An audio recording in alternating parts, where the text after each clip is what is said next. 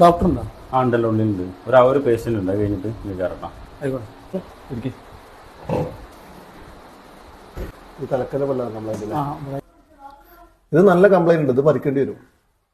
എത്ര റുപ്യാവും? ഇത് 600 രൂപയോളം വരും. 600 റുപ്യ ഓവറാണ്.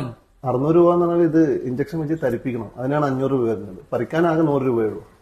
ഇഞ്ചക്ഷൻ എല്ലാം എടുക്കാൻ പറ്റുമോ തരിപ്പിക്കാതെ? അത് നിങ്ങളെ കൊണ്ട് സാധിക്കില്ല. കാരണം വെച്ചാൽ നല്ല വേദന ആയിരിക്കും. അത് കുഴപ്പമില്ല, വേദന ഞാൻ സഹിച്ച്. നിങ്ങൾ എടുത്തു തരുമോ? അങ്ങനെയാണെങ്കിൽ നമുക്ക് എടുക്കാം. ഞാൻ നാളെ വരാം, നമുക്ക് എടുക്കാം. ഇഞ്ചക്ഷൻ വേണ്ട.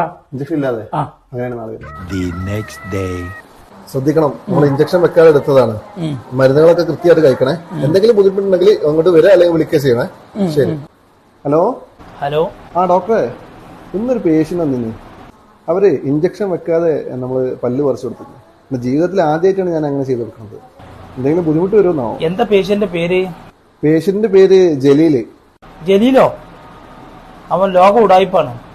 അവന് ഞാൻ തരിപ്പിക്കാനുള്ള ഇഞ്ചക്ഷൻ വെച്ച് 5 മിനിറ്റ് പുറത്തിരുത്തിയതാണ്. പിന്നെ അവനെ കണ്ടിട്ടില്ല.